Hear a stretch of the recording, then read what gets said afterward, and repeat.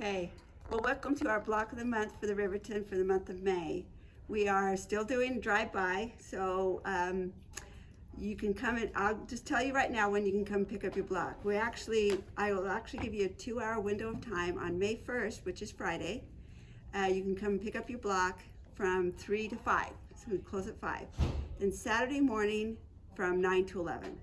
So this is the block we'll be doing, and you'll notice you'll be doing curves here.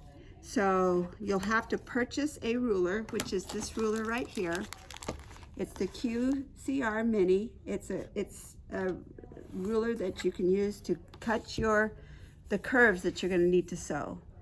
So this is $18. You can call and purchase this beforehand.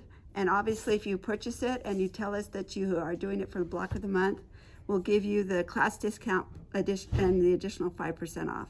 So call beforehand if you want this, and we can give this to you when you come pick up your block.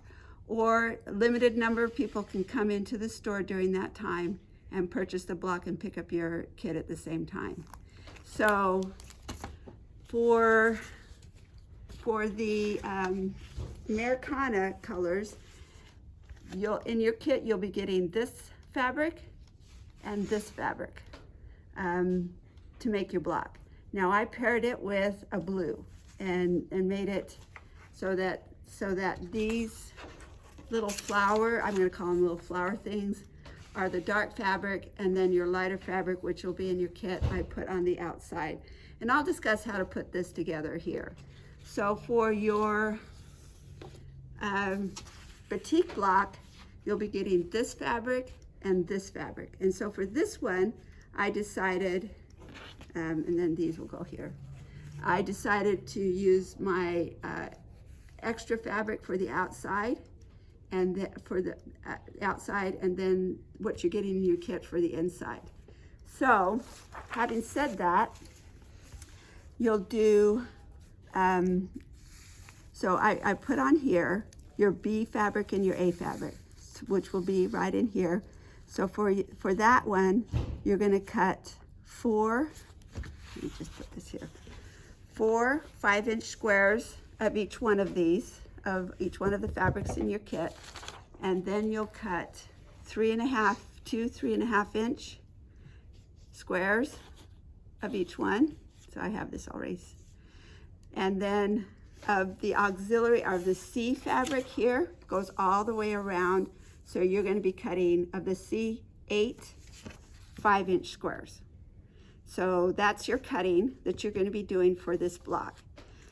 So, and then you're going to have to pair these together. So your instructions tell you to place an A and C 5-inch right-sided together.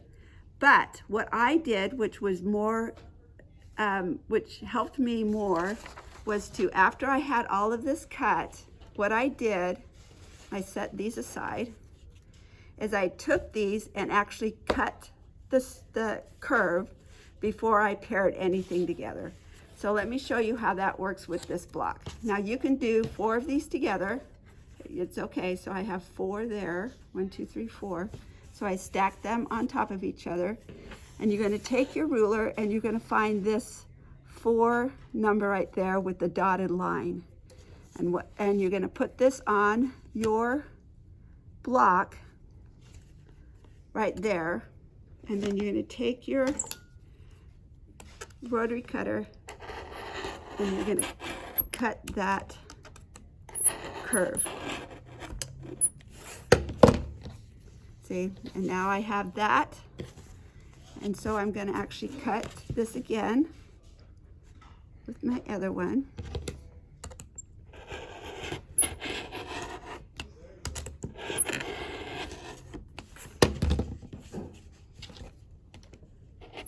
So I have that cut, and then your C fabric. And I only have 2 here, but that's okay. You can cut those 4 at a time for your 8 C fabrics. So after I have these cut, then what I did is then I went ahead and paired these together. So you're going to look at your illustration here, and you notice that there is an inside curve, which I'm going to call this piece, and an outside curve. So then what I did is I went and I paired each one of these together. So for B, which is this fabric, and B and C combination, I went and I know that I have an inside curve that needs to be paired with an outside curve. And there's 1, 2, 3, 4 of those. So I take those 4 and pair it with an outside curve. And then I know I need 2 for each end of that. So I have 2 that I'm now going to pair with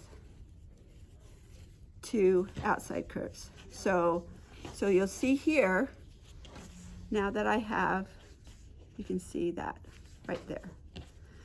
So you know that that is for your B and C, and you'll do that same thing with your A and C. You'll pair that 2 this way, and then 4 this way. So now you have them all paired together, and then you can set those aside, and you'll see after you're done that you'll have a whole bunch of extras that you'll have here. I don't have those here, but you'll have about 3 or 4 extra combinations that you can actually use to practice with, because you will probably, if you've never done this before, you will need to practice a couple of times. So use these extras that you have here as your practice blocks, sewing these together, because it's going to take a little bit of finesse to get these sewn together. So let's now show you how these go together. So I'm going to take these 2, and we're going to go to the sewing machine.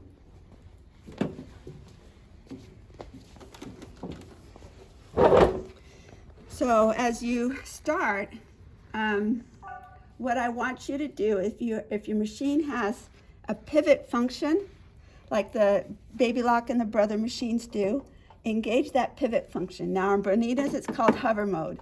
So if you have the hover on your Berninas, make sure that that foot goes up and down. If not, make sure that when you stop, your needle is in the down position, because this will really help as you sew this together. So your outside curve you're going to put down on the machine with the curve going to the right. And the inside curve you're going to put down on your machine right on top, going this way, so that they're going to go opposite one another. And this is okay that these are going opposite. We're going to bring them together as we sew. So make sure that this top one is brought back from the edge about 1/2 inch or so. So what I've done is I've put this down, oh, excuse me, and I've started sewing until I'm on that fabric just 1 or 2 inches. So my needle is down in my fabric, and now what I'm going to do is I'm going to take my right hand and maneuver this fabric. Then I'm going to lift this up a little bit and bring those together. Now, you want to watch right here in front of your foot. And that's where you're going to bring those fabrics together. And you're going to hold this lightly. You're going to want to pull on this, but try not to do that. So as you sew, you're going to bring those fabrics together. Let's speed it up just a little bit. So the challenge is to keep that 1/4 inch going, as well as bringing these fabrics together. Now, every now and then you want to kind of stop, kind of rearrange your fabric, and that's nice where that foot comes up. So keep going. And so this is a little bit easier because you don't have to match ends. So keep going until you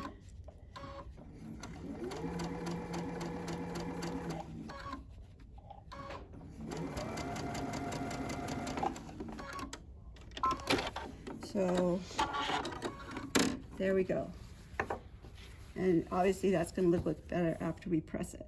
So let me do that again for you, and make sure you to watch this carefully. And I'm going to, and you see that it's not important that you match the ends there. So you can actually pull that back from a little bit more.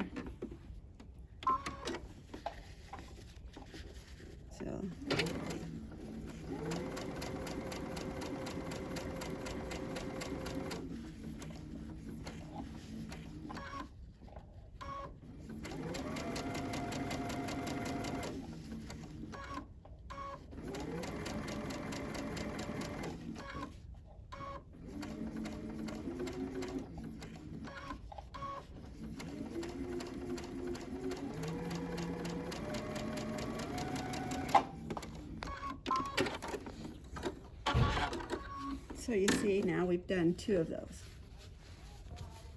And there's no puckers in there at all, and they're nicely sewn. So now we're going to go back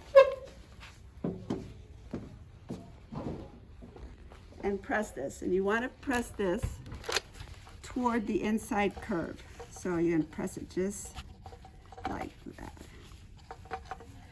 And you're working on the bias of this fabric, so you want to be very gentle with it. Because you don't want to overly stretch the fabric. But you see, once you have that pressed, it's actually really a nice and flat block. So it's not that difficult. It will just take a little bit of practice to get this to, and then obviously give it some good steam. Or what I've done is I've sprayed it with Best Press to make it stay a little flatter. Now, once you get it to this point, you're going to have to now trim this block up to 3.5 inches. So you're going to find on your ruler your 3.5 inch mark.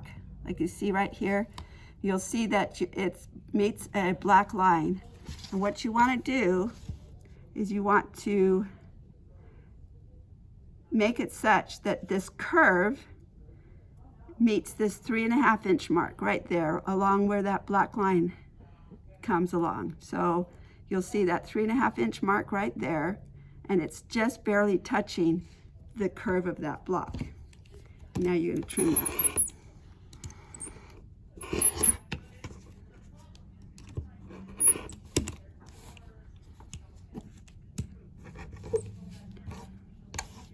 Oh gosh. And then you're going to turn it around, and then you put your 3.5 inch. You'll see the markings for the 3.5 inch right here on the ruler. So you just make sure you put that 3.5 inches on the other side of your block, and you trim that. And there's your 3.5 inch block. And let me show that to you again with this next one. So 3.5 inches. Right there, that 3.5 inch mark needs to touch that curve on either side. Trim it.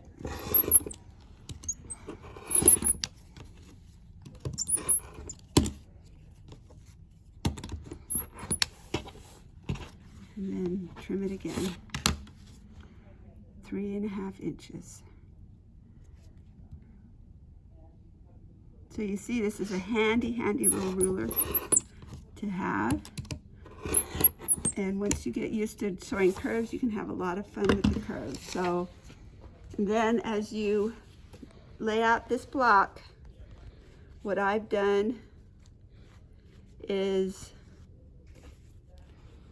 sewn each quadrant together. So you'll see this is completely sewn together right here.